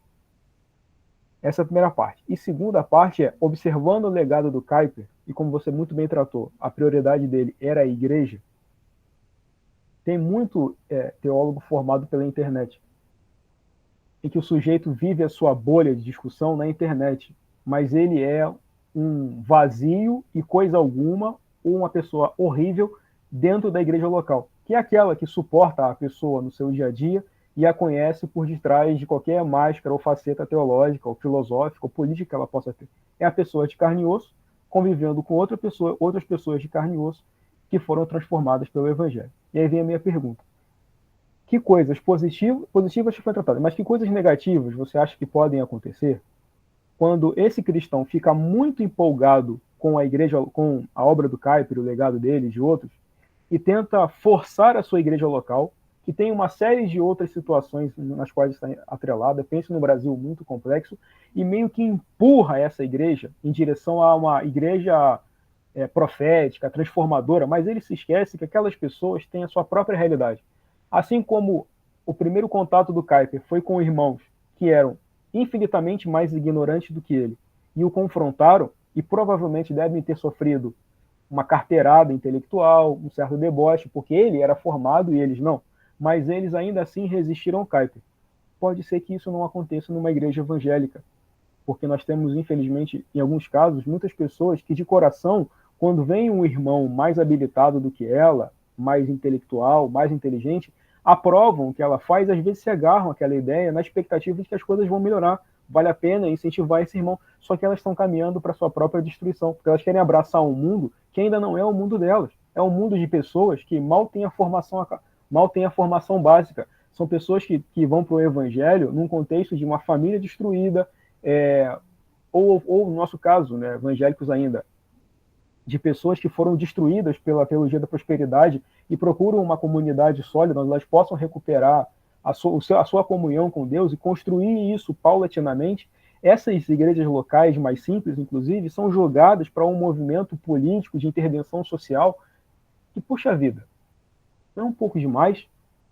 Não é o problema do Kuyper, mas veja, as minhas duas partes da pergunta, a pergunta em duas partes tem a ver com o Brasil que lança, o brasileiro comum, que lança expectativas demais, quase idolatrando o Kuyper, e por outra parte, como é que essa igreja pode ser prejudicada quando alguém abraça demais as ideias do Kuyper e dos outros e tenta ela própria, meio que por um racionalismo, promover uma mudança que funciona na mente dela, existe um projeto, mas no dia a dia ela vai transformar pessoas, irmãos em Cristo, em meras ferramentas para que o projeto delas de um mundo transformado, mais evangélico que seja, aconteça na prática. Bom, obrigado, Pedro. Aí eu vou tentar responder aqui pelo que eu acho que eu entendi. Tem um ponto muito importante aí. No início, você até destacou a questão de como é que está esse calvinismo na Holanda hoje, né? Eu até abri aqui uma parte que eu tinha anotado. Acontece muita coisa na Holanda, né? Desde quando o Kuyper morreu, até porque o Kuyper ele morre no final da Primeira Guerra Mundial. Tem 105 anos que ele faleceu. Né? Uma das razões, inclusive, o Pedro Dutti até destaca aqui, muitos ministros holandeses eles morrem na Segunda Guerra Mundial, mesmo, morre material humano, e também existe uma influência muito forte da teologia dialética alemã, o que a gente chama de neo-ortodoxia na teologia do século XX, na escola holandesa, né, com as pessoas que vêm depois da geração do Doiver ali. Que você vai ter a geração ali, aí tem Bavinck, que tem a galera na filosofia lá, o Vollenhoven, Doiver, Berkauer, na teologia sistemática. E nessa geração do Berkauer é a geração que essa teologia dialética entra muito. E aí, qual que é o ponto? A Holanda ela passa por uma secularização muito grande. Mas eu acho que tem dois cenários aqui. Principalmente comparado com o Brasil, tá? Muitas coisas que foram instituídas pelo Kuyper ou pelas pessoas que foram diretamente influenciadas por ele, influenciam a sociedade holandesa até hoje. Por exemplo, uma série de garantias de direitos a imigrantes são posturas do Partido Social Cristão holandês. que só existe devido a essa influência. Entende? Tem muita coisa, sendo muito sincero, tá? Tem muita coisa no movimento neocalvinista que eu não sou fechadão assim, não. Muita mesmo. Eu sou muito dogmático. Entende? Então, assim, eu assino embaixo no Bavinck. O Kuyper e o Doiver depende. Gosto muito, mas depende. Tá? Mas, assim, eu acho que no Brasil, cara, eu não sei o seu contexto aí, mas eu acho que no Brasil falta isso. Entende? Eu acho que a nossa teologia ela foi colonizada por outros padrões. Eu acho que está longe de ser o nosso problema aqui.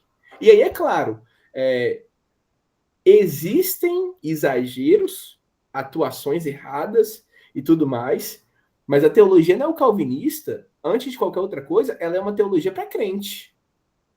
Então, assim, as pessoas que desenvolvem isso, muitas das vezes, brother, são mais ligados a teologias de domínio norte-americanas do que o neocalvinismo holandês em si. Entende? Então, é porque aí fica difícil, eu não sei se eu estou conseguindo responder direito o que você colocou. Eu vejo pouco, cara, disso aqui no Brasil. De verdade. De verdade.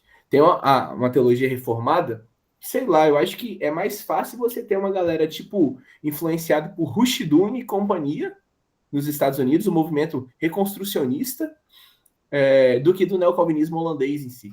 Felipe Arantes colocou aí, eu concordo com isso 100%, que a gente consome muito mais uma teologia americana, calvinista, né, do que holandesa. Mas quando você fala em teologia americana, ela também tem muitas ramificações.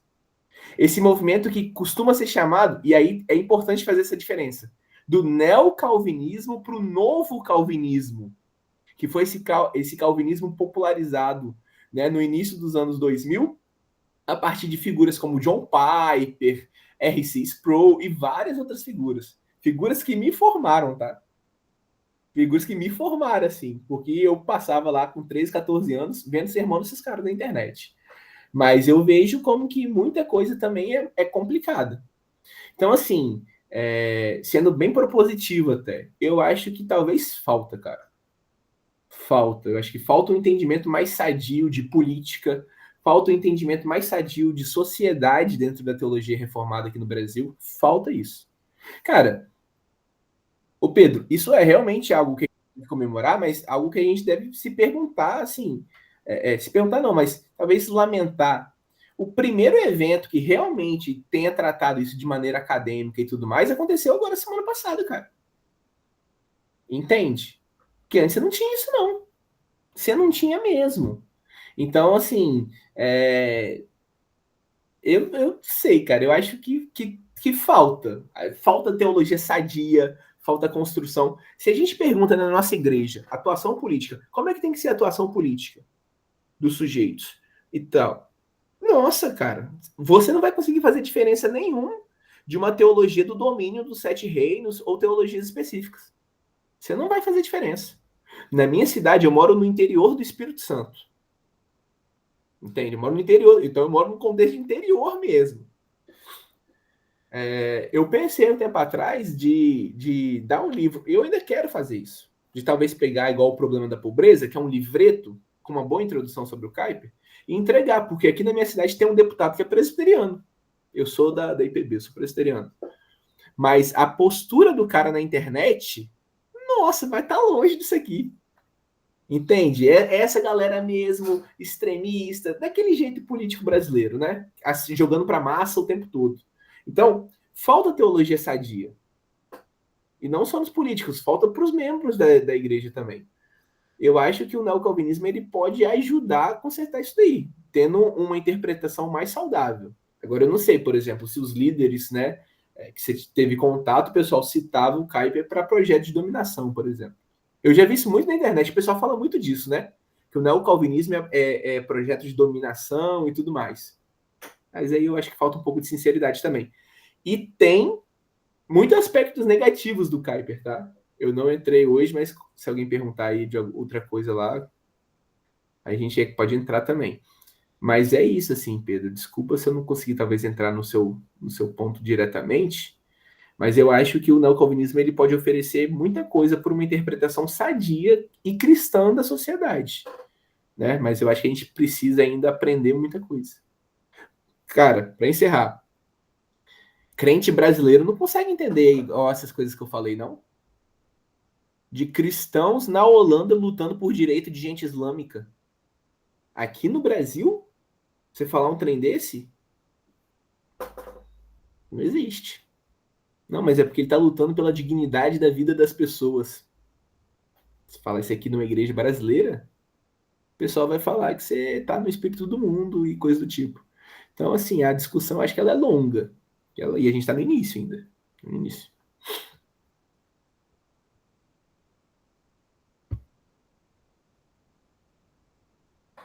O Lucas Madison estava com o microfone aí, ele tá, quer dizer, levantou a mão, mas Lucas, você consegue falar aí agora?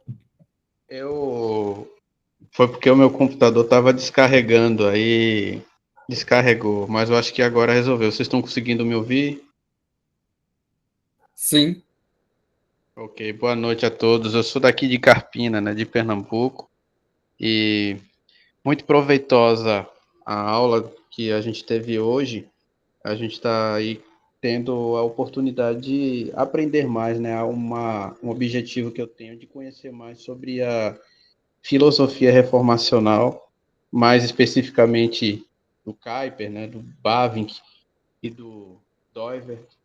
E eu me deparando com a vida do Kuyper, quando o Wesley estava trazendo sobre o fato dele manter-se, né, convicto das suas convicções ortodoxas, e algo que muitas vezes na nossa interação, né, com a sociedade e de tentar resolver alguns dilemas, muitas vezes ocorre das pessoas muitas vezes abrirem mão, né, das suas convicções.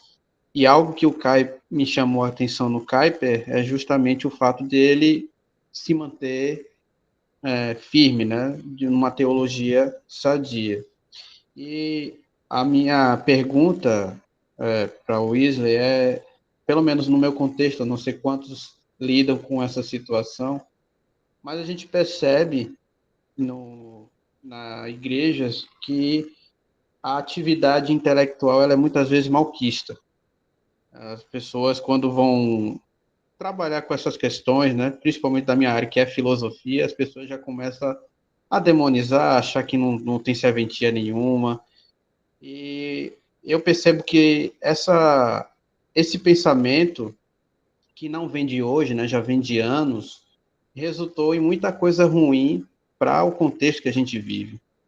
E aí eu pergunto a você, Wesley, como é que a gente pode, quais são as contribuições, né, como você pontuou, a gente pode fazer para mudar esse cenário, não apenas da atuação da igreja na sociedade, mas essa mentalidade que muitas vezes existe de que o labor intelectual ele não tem serventia, né? Como é que o Kuyper e como que a gente pode aprender com ele, né, a agir para poder mudar esse cenário no contexto que a gente vive. Eu não sei quantos lidam com essa situação, mas é uma percepção que eu tenho aqui, pelo menos de onde eu estou, né? Então, essa é o meu questionamento.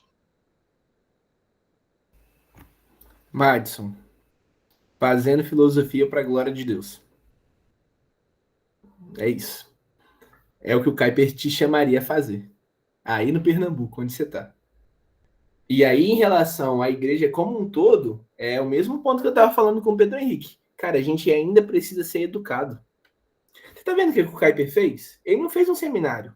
Ele fez uma universidade.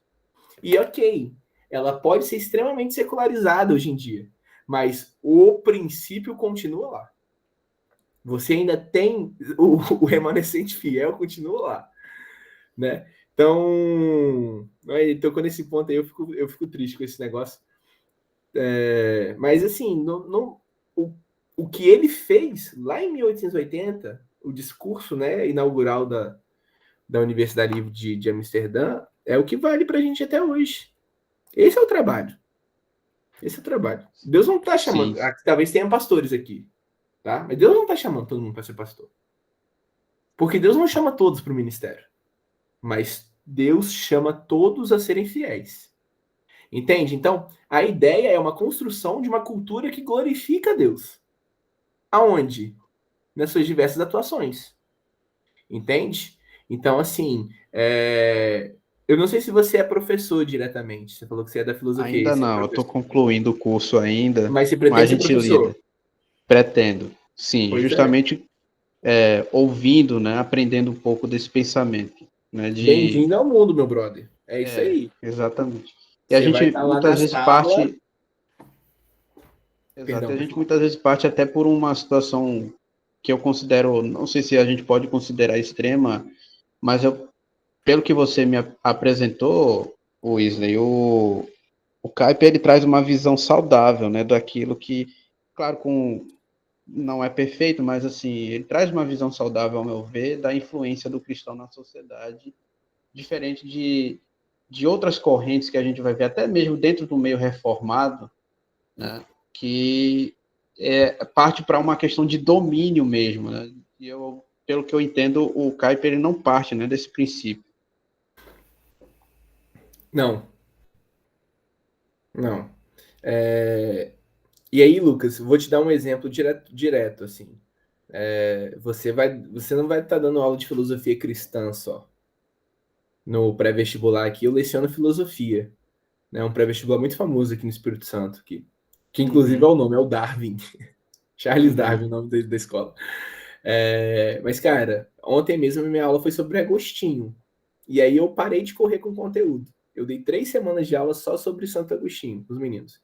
Ontem eu estava falando assim com os meninos de pecado, graça, predestinação. Porque a apostila citou predestinação para um cara calvinista que está dando aula. Aí ela levantou a bola, né? Para eu cabecear. Então, assim, é o trampo de formiguinha, cara. Quem trabalha aqui com educação, a gente não tem como, sabe, ir além. Você pode se dedicar e tudo mais, e os meninos terem péssima educação em casa e você achar que seu trabalho é em vão, assim como eu tenho achado muitas das vezes, entende? Mas Deus está nos chamando à fidelidade. Então, se o que você quer é filosofia, glorifique a Deus na filosofia, cara. Mas você não vai glorificar Deus na filosofia fazendo uma dissertação filosófica sobre Deus. Você vai glorificar Deus na filosofia sendo um cristão correto. Agindo da maneira correta. Não falsificando documento numa pesquisa. Entende? Fazendo seu trabalho bem feito. E aí você vai colaborar com a edificação da sua sociedade. Gente, o neocalvinismo é claro que vai ter problemas. Se vocês pararem para estudar, vocês vão ver. Entende? Tem problemas. Mas essa parte, ela é muito bacana, cara. É muito bacana. É um chamado à fidelidade. Então, sim, pode ter médicos aqui, podem ter advogados e tudo mais. Como que a gente glorifica Deus na nossa atuação social? Lembrando que Cristo é Senhor da realidade. Então, no final das contas, né, eu trabalho em 2 redes privadas, né? No final das contas, o meu serviço não é para o SESI nem para o Darwin, que é onde eu trabalho. Meu serviço é para o Senhor. E eu trabalho para a edificação da minha cidade. Entende? E é isso. E aí a gente vai aguentando as crises e vambora. Vambora. Vambora. Valeu aí, Wesley. Com a graça de Deus. Muito bom. Veriano Oliveira. Boa noite. Sou aqui de São Luís, compartilhando aí com vocês, aprendendo um pouquinho com vocês, né? Mas eu achei interessante a fala do nosso expositor sobre a questão da teologia, né? Aí a gente percebe aí uma divergência, um espaço muito grande entre teologia pública, saudável, e também uma teologia de igreja, para a ovelha em si, né?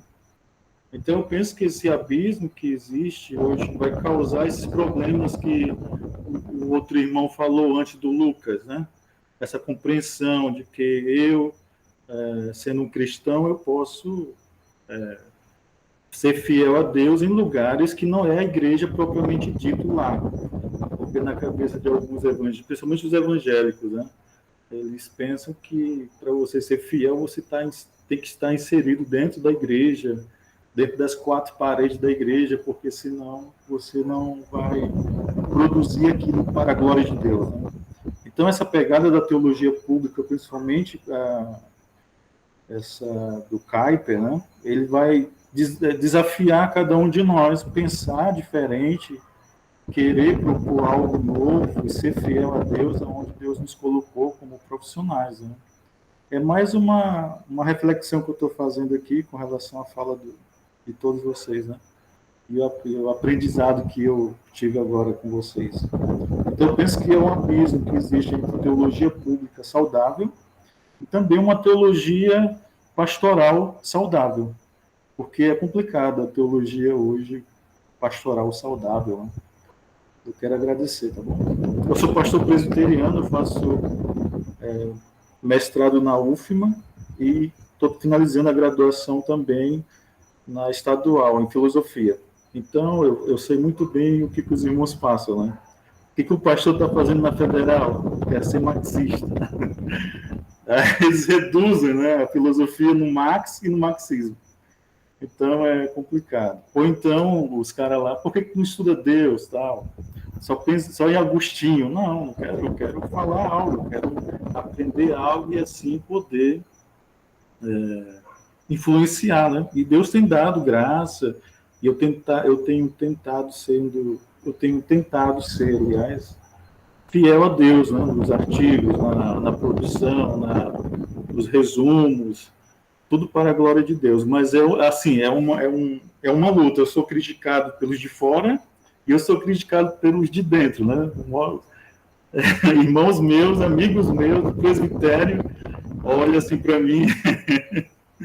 O que tu está fazendo lá, rapaz? Quer ser marxista, tá? Mas é um desafio, não pode desanimar e assim, é devagar e nós vamos conseguir, em nome de Jesus. Obrigado aí pela oportunidade. Nós que agradecemos, reverendo. Muito bom, obrigado. Já é uma resposta para o Lucas e para o Pedro aí, de certa forma, também. Ok? Isso aí, gente, é o que Deus nos chama. Eu ainda estou nesse drama aí do que eu vou fazer na parte acadêmica em si, né? E eu acabo me enrolando no final do ano com muita aula e treino, mas, enfim, eu vou voltar para essa parte acadêmica, se Deus quiser, nos próximos anos aí. Tem que voltar, porque a gente precisa de cristãos, né, na universidade, professores. Por que as universidades estão como estão? Por falta de cristãos. Lá ocupando o espaço de mestres, de doutores. Então, quanto mais cristãos lá dentro, vamos poder não só desenvolver uma teologia pública, mas uma filosofia que realmente você possa ali dialogar, colocar Marx e colocar ali os pensadores cristãos, né? Que possa dialogar e tudo mais, né? Então, eu penso que é bem interessante. Obrigado mais uma vez. Eu ia fazer um comentário, talvez com alguma pergunta, mas você trouxe um negócio sobre o Kuyper que foi bastante interessante, que você deu uma ênfase na questão de que toda atuação do Kuyper foi em benefício da igreja, porque o Kuyper ele é conhecido como teólogo público, de sua atuação na esfera pública, mas tudo era para a igreja, voltado para o papel da igreja, né?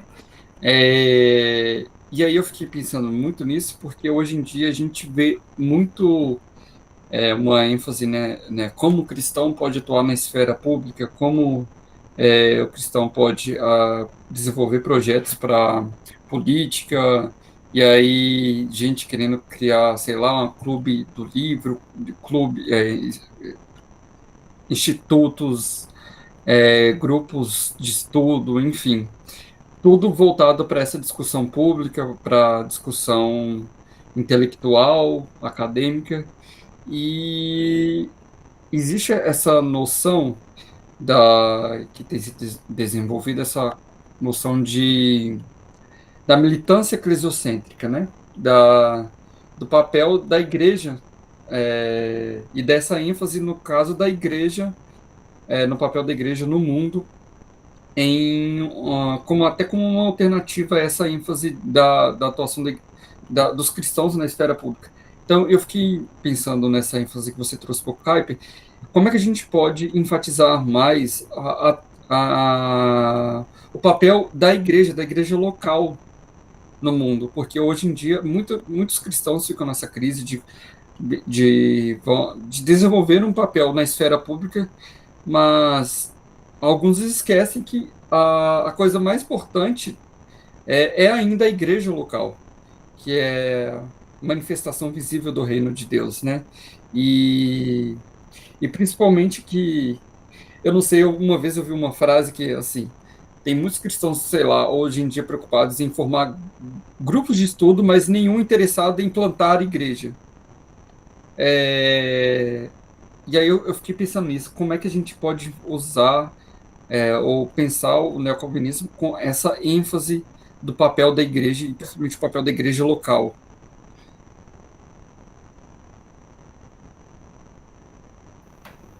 Então, olhando para os próprios autores. Vocês vão ver o trio de ouro aqui, né? Que é o Kuyper, o Bavinck e depois nos pontos da filosofia do Doiver. O Doiver, que é o mais próprio da filosofia mesmo, dentre eles, era um cara que defendia, assim... Ele tinha, né, a diferença lá que ele vai fazer entre teologia e filosofia e tal, mas você entra nesse ponto. Mas que defendia essa atuação das igrejas na formação dos indivíduos. Tem um autor, que aí é muito bom a gente olhar quem são os neocalvinistas hoje, né? Principalmente na Holanda, que é o Royal Kuyper. Só que não é Kuyper do Abraham Kuyper, não, é com I. É publicado pela Monergismo, é um livro chamado Capital Moral. E ele fala que a igreja é uma incubadora de capital moral. Entende? A igreja é essa instituição que ela está presente no mundo, né, e que ela é responsável por incubar essa moral nos seus indivíduos. Moral no sentido que ele vai falando lá são os ensinamentos e tal. Então, assim, Felipe até comentou aí, é essa descrição aí mesmo, tá, gente? Se você pegar esse nome e colocar na internet, aparece o livro do cara. Então, o Tiago, é o entendimento da fidelidade da igreja. Se a gente estava falando da fidelidade da atuação do crente no mundo, é o mesmo raciocínio para a igreja. Então, assim, o papel da igreja é ser baluarte da verdade. O Kuyper, ele até entra nas questões, porque aí, gente, como eu falei com vocês, né, ele produziu muita coisa, então ele é extenso mesmo. Ele entra em muitos pontos, assim, sobre até onde deve ir a atuação da igreja e do Estado em junto. Por exemplo, a função da caridade, para ele, é uma função da igreja. Caridade na atuação social deve ser função primordial da igreja. Se a igreja falhar, o Estado ele tem que atuar junto. Então, ele tem alguns pontos que ele prevê uma simbiose, outros não. Mas o ponto todo é chamado da igreja a fidelidade, o anúncio de Cristo, né? Então, não é substituindo as coisas. A igreja ela não tem que cuidar de uma outra situação que não seja do anúncio da verdade. Quando você estava falando aí, né, muita gente querendo fazer clube do livro, mas não está querendo plantar a igreja. Cara, é além disso. Vou citar um cara que às vezes ele é mal compreendido e às vezes o pessoal não gosta dele por razões corretas também, não gosta dele, que é o Tom Wright. Mas eu tirei para ler algumas obras para conhecer. Eu vendo um vídeo dele um dia, ele até falou assim, que se ele soubesse que Cristo estivesse voltando essa semana, ele ia plantar uma árvore. Por que ele fala isso? Porque a gente tem essa ideia muito escapista, cara. A gente não tem um entendimento de que o mundo é de Deus e que precisa ser cuidado. Entende? Então, a gente, na prática, é teologia dos dois reinos o tempo todo. E uma teologia dos dois reinos ruim. A gente está pensando só em termos espirituais. Quando, na verdade, o anúncio dessas mensagens espirituais deve nos levar a uma prática. Né? Você usou o termo aí, que tem um pessoal nos Estados Unidos que gosta muito lá, a galera do Leitard e tudo mais, que é a militância eclesiocêntrica. Né? Não é uma militância política, mas uma militância da igreja mesmo. Não sei se eu consegui responder bem e tal. Sim, foi bem interessante. Eu acho que pelo horário, já temos 2 horas, de reunião, a gente já pode ir concluindo, a não ser que alguém queira mais fazer um comentário, mas, enfim, se alguém quiser, só me interromper aí, mas eu vou fechando a reunião agora. Mas antes, agradecendo ao Wesley pela excelente exposição e abertura para o diálogo, para respostas, e pelo tempo dedicado, né, de estudos para essa temática. E muito obrigado mesmo, Wesley. E agradecendo também a participação das pessoas e das pessoas que entraram hoje, né, porque eu vi muita gente nova aqui no grupo, provavelmente pela discussão do tema, né, sobre neocalvinismo, que também está um assunto bem alto, né. Enfim, agradecendo a participação de todo mundo. E a nossa próxima reunião, acho que é 15 de junho, com o Léo Amaral, sobre o Bavinck. E, enfim, até a próxima. Boa noite para vocês. Fiquem com Deus. Boa noite, gente. Eu que agradeço, viu? E, por favor, estejam na do Bavinck. O Bavinck é absurdo. O Bavinck é incomparável, gente. Quem não conhece, por favor, conheçam, tá? Que é o cara que eu sou muito fã mesmo. Show, gente. Muito obrigado. Muito obrigado.